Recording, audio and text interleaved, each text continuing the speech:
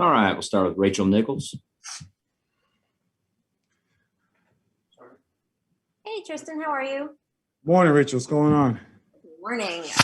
Just wondering, as someone who played with Kyrie for a long time and now has those experiences playing against him, what do you notice when you're either actually on court with him or watching him on film that sort of evolved from his game?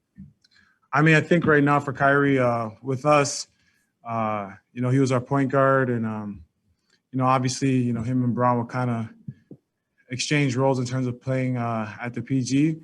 I think for right now, with them having James, Kyrie can go and be more aggressive offensively at the two position, and I know you see it out there. He's getting to his spots.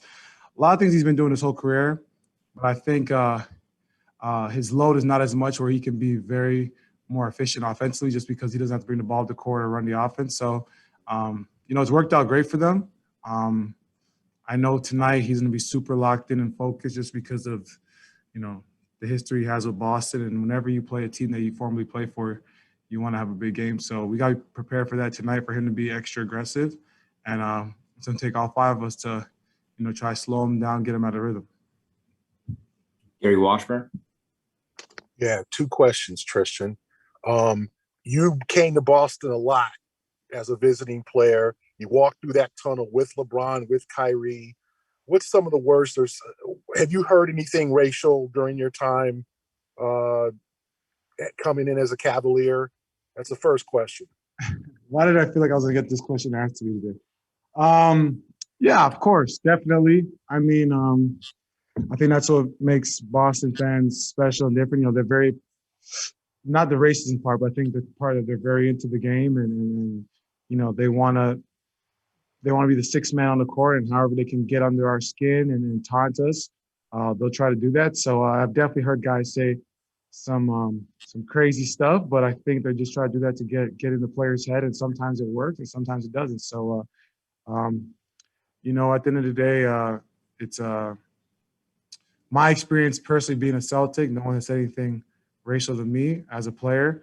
As a visitor, it's a different story. But I mean, if they choose to use those kind of words to get a player's attention, that just comes from their home training and the lack of home training, is what my mom would say. So for us, for me being a Celtic now, they've been great. They've embraced me with open arms and supported me. So, hopefully they could be loud tonight and be huge for us in the crowd tonight. And secondly, Tristan, Jason's got hurt in both the first two games. They've pushed back. They've been the more physical team. And you play with an edge. I mean, you seem like you walk on the court and you're already pissed. What do guys have to do to push back against them? Because it seems like they're pushing Tatum around. Mm-hmm. They're imposing their will. Do you guys have to be a tougher team? Yeah. No, I think tonight, especially the first 5 minutes, what I've always what T-Lo always says is, first 5 minutes, throw the first punch. And I think that's crucial for especially tonight, just because of the way the game went in game two and them kind of beating the shit out of us. We got to come out and throw the first punch, whether it's a hard foul or an illegal screen, or even if it's a little shoving match. We got to bring some life, and however we need to do that, we got to do that. And especially with them, bumping and shoving, our star player. Us other guys, we got to make it tough on their stars. So not saying going out there to intentionally hurt someone, but, you got to make them feel you. Dan Roche. Hey, Tristan, just to kind of follow up with what Gary had said, how important is it to use those first 5 minutes, and what do you expect the atmosphere to be like? And then carrying those 5 minutes into, doesn't matter, just a 1 point win, to be 1 point better than the team you're playing tonight. Yeah, like you say, it's got to be 1 point better. From the fans tonight, how many fans you get beat out tonight?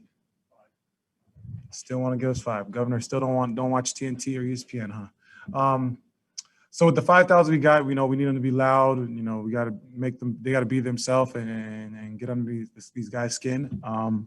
But for us, we just got to bring that intensity. You got to approach this game like it's a win or go home mentality. The last thing you want to do is go down 0-3 to a very good ball club like this. So, they did what they had to do at home and got 2 wins. Tonight, it just takes 1 win to change the whole series, change the whole narrative of what's going on right now. So we got to go out and try to get this win tonight. Jared Weiss.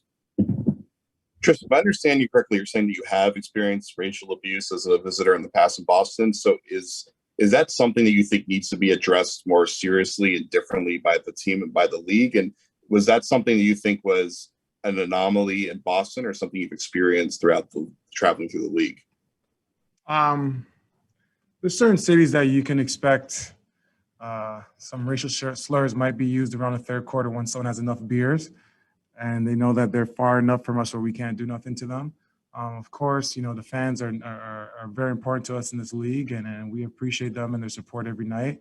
But it's all, there's always a fine line of when it becomes too much. When you start, using racial slurs or talking about someone's kids, then I think it's going too far past that line. So, the league's doing everything they can, and the arena, they give all the rules and regulations, and you saw in Philly and Utah and even New York, the fans crossing that line, and for that they got their season tickets revoked.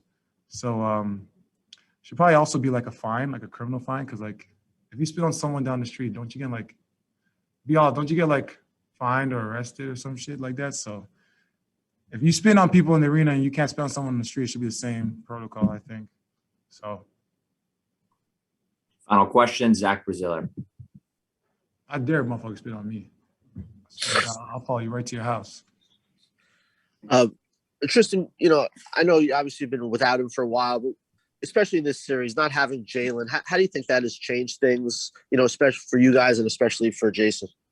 I mean, Jalen Brown's an all-star this year. He's an all-star, and he could have been considered one of the most improved players from his jump from being kind of the fourth option last year to being the second option and shooting a great percentage from the field goal, three-point, and free throw line. That's a huge blow. Having another all-star out the game and a guy that can guard on both ends, especially in this series, I feel like could have took a lot of load off JT not having to guard KD every possession. You could have had JB out there, whether JB was guarding Kyrie or guarding Harden or KD.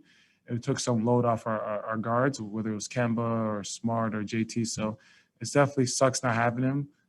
It's unfortunate, but everyone this season has had injuries, ups and downs. So unfortunately for us, it happened around a time where we kind of need everyone healthy. But at the same time, it's the next man up mentality, and guys like Aaron and Smart and Fournier get opportunity to step up and play more minutes and have more load on both ends. So yeah, I know they've been embracing it and coming out ready to play. Wrap it up right there. Thanks, Tristan.